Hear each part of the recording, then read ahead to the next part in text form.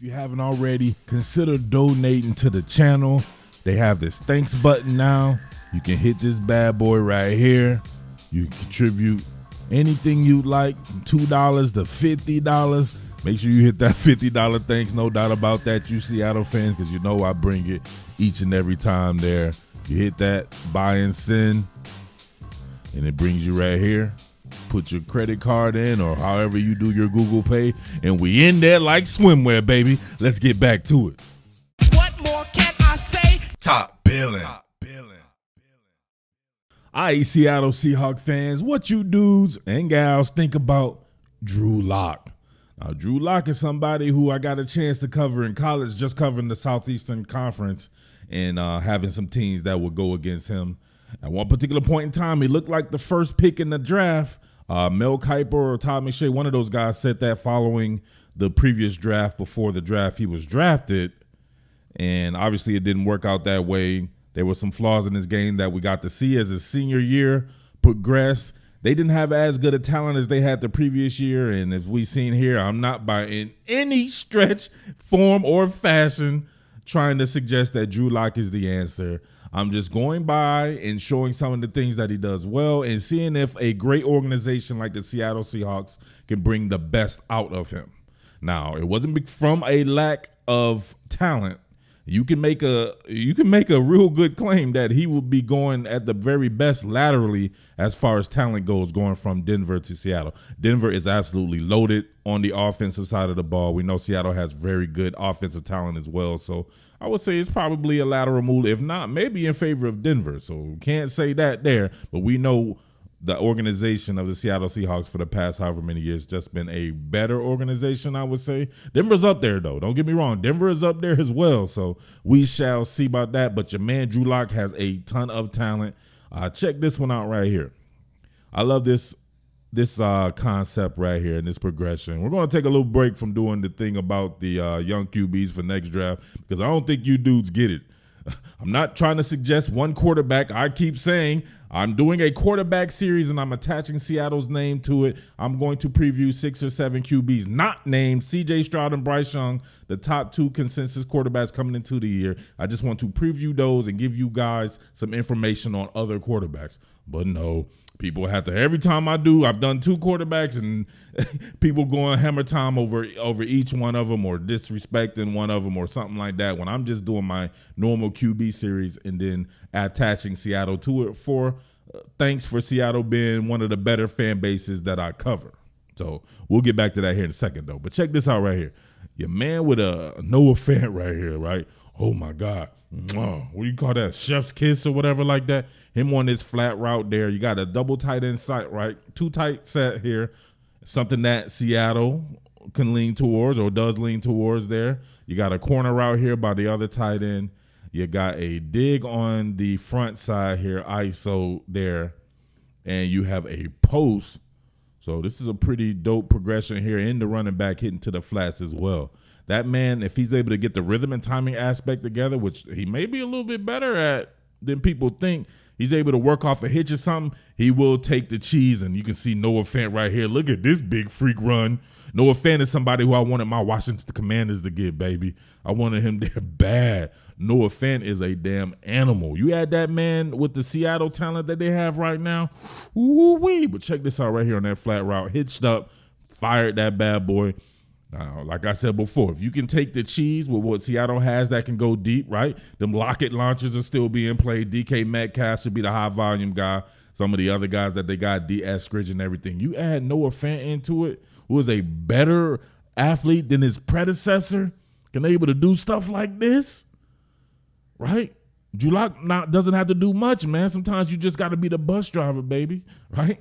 You ain't got to be driving the Lambo all the time. You can be a bus driver, but guess what? He has more than bus driver talent. Check this out. Pretty much just 4 verts here going against this man-free coverage. Now you can see him work top side here and the ease of motion. This guy has a big arm. I know Seattle fans love to go vert.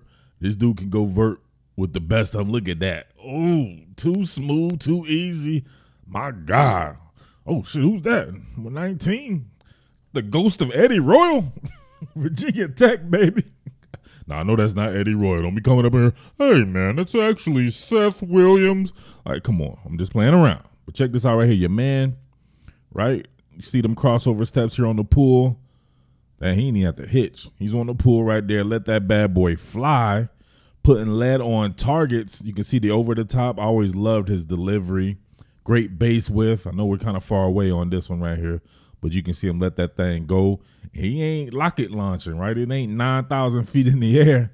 It's putting it right on him. That's some really good arm strength right there to be able to put it right on him. It's not a back shoulder fade or anything. It's just a damn near becomes a 50-50 even exchange situation right there. Love it. First down. All right, y'all. What could help a revamped offensive line? You got it. The rhythm and timing portion of the offense. Going to have an out route right here. Going to have a drag route coming. Couple of clear out routes. And when that back foot hits, he needs to be able to make a decision. That's something that, listen, I said I wasn't going to say his name in an attempt to help you guys move on so you can stop coming here talking about him. We'll just call him the artist formerly known as Seattle's QB. That dude right there. Definitely would like to push the ball out sometimes to the clear out routes. See here, back foot hits, hitch up a couple of times, boom. Hit that drag route, over route, whatever you want to call it there. Looks like it's a drag route he had to extend there to get behind the defense there. But see here, sometimes you got to be able to help your offensive line out by getting rid of that damn ball. The artist, that man sometimes would just hold on to the ball entirely too long. He's a great quarterback, no doubt about that, but that was definitely a flaw in his game. He wanted to make the biggest play possible. Maybe he's trying to be MVP, get those MVP votes or something like that. But like I said before, sometimes you just got to be the bus driver. All right, I want you to pay attention to this particular stop route over here. However, you have multiple stop routes or stick routes, and then you'll have a corner route here. But as soon as that back foot hits right here, Drew Lock getting that ball out real fast. 1, 2, 3, back foot hit. Ooh, whoop, ooh, shit. Muscle relax the hell out of that damn cornerback. That's that boy Cortland Sutton, ain't it? That dude is hard. But check out Drew Lock here. Already knows where he wants to go. When you can establish that rhythm and timing portion of that and be on the same page here, you can see, look at that. As soon as he's coming out of his break, you can see both guys in motion, right? The throw in motion here, kind of an anticipatory throw with that. Trusting that he'll be out of his break. My man right here, he's looking the wrong way. He don't know what's going on here. And then he has to take one for the team and whoop, muscle relax. When you get muscle relaxed like that, let's be real here. You probably need to get your draws steamed. You know you probably shitted in them shits. That's hard. When you got these big freaky athletes like Seattle does, you got to get these guys the ball out in space. Once again, Noah Fant, I know you sense a theme coming here. Noah Fant is going to be deadly. Block and release. Look at him. Ball out in space, chain mover. That's simple. Not everything has to be 50 yards down the field. It's okay to move in increments, eat up a little clock, let your defense rest. Same kind of deal right here. You get pretty much a jerk route and get it out in space because of the combination coverage here, and he's able to, once again, move the chains. See that? Hit the Cortland Sutton and get it upfield. A lot of the stuff that Geno Smith is pretty good at. Geno Smith really good with the rhythm and timing portion of the offense. Maybe Drew Lock can do that and push the ball down the field. That he just has a better, I don't know. Geno Smith got a pretty decent arm as well. So, but Drew Lock can definitely push the ball down the field. And I would suspect Seattle will want to see what it has in Drew Lock, just for the simple fact that he's 25, 26 years old or something like that. You just never know. All right, last one right here. Real men watch to the end. I know you guys love going vertical. And I love this particular concept right here. Going to have an over route and a corner route. So levels concept there on the same side of the field. And you can see him push the ball down the field to the furthest route. Back to the basket, play action, fake, hitch, fire, waiting for something. Ooh, that was nasty. That, my friend, needs another run back. Back to the basket, play action, fake, line held up. And Jakob, then he led him away from trouble. That's a really good throw right there. Led him past the numbers. You can see the arm strength in this kid. Let him pass the numbers there towards the sideline. And Courtland Sutton's able to come back or go towards the sideline instead of going upfield there. That is some really good chemistry there. Really like that for sure. But if we look at the particulars of it, there's no two ways about it. Drew Lock has not been good in the NFL. Commiserate to where he was drafted, but we know the talent is there from the skill set portion of it. 6'4", 228, pretty big kid there, pause. We see here, had a pretty decent showing as a rookie with 7 touchdowns, 3 interceptions, was completing 64% of his passes, but it all went downhill the next season. 16 touchdowns, 15 interceptions. But, man, I've seen sophomore slumps before. To me, that's nothing to really sneeze at. I've seen plenty of people have bad sophomore years and then bounce back, but they didn't really give him another chance last year in his third year. He was beat out by Teddy Bridgewater in camp, so they really just brought Bridgewater in. I believe the staff knew that it was time to get something cracking there. So he hasn't really played that much football. If you look at this right here, I was thinking about another recent quarterback who a franchise gave up on and then he went on and had success elsewhere, that being Ryan Tannehill. And you look at the amount of attempts Ryan Tannehill had, he had over 1,600 attempts and played in over 48 games. Drew Lock played in half those games before Denver gave up on him. So we may not have really even seen anything from Drew Lock yet. He may still be technically in that fetal stage as far as being a quarterback in the NFL. Who knows? Maybe those boys out there in Seattle can get it popping. Shane Waldron probably like a guy like a Drew Lock. If you think about it, Drew Lock, not too dissimilar from a Jared Goff.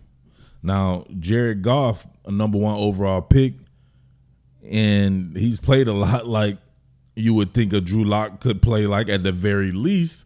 Drew Lock, a good athlete like Ryan Tannehill is, and like Jared Goff, a big arm like Ryan Tannehill and like Jared Goff.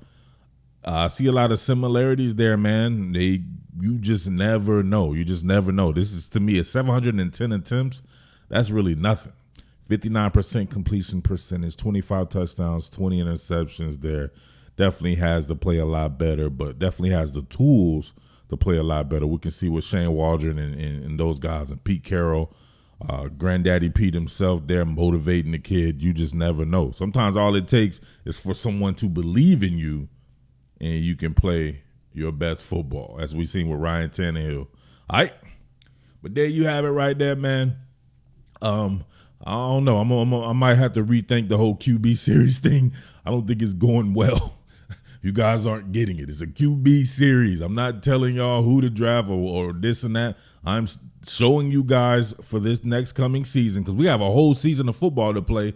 So being tied to one player, to me, makes no sense when it's a ton of dope QBs in this upcoming draft. This is going to be one of the most loaded drafts ever. And I'm not just talking about the QB position, but the QB position, man, as it stands going into this season, man, there's probably about 8 to 10 dope quarterbacks that a franchise could love or would love to have, right? So we can see from there. But, man, don't be coming up in here talking about some other people and all this and that. Don't be coming up on here mentioning other channels and stuff like that either. This is a business. I know a lot of you guys don't see it that way because you don't respect the grind, but this is an actual business. I wouldn't go anywhere mentioning other people on someone else's business platform, right? People literally pay, right? If you've seen over the years of this channel, people literally pay to advertise on this. So, and stop comparing me to people you watch. I'm not a fan. I didn't come from being a fan. I came from the business and grew this platform. So some string bean noodle dude, dad bod cat or something like that. I came from playing this game and I came from being in the business almost 10 years in. So respect the grind and I will respect you. It's your boy Murph, a.k.a. Mid-Atlantic Murph, a.k.a. the Underground King. Salute to everybody out there supporting, though. Much love to you guys. Peace. What more can I say? Top Billin.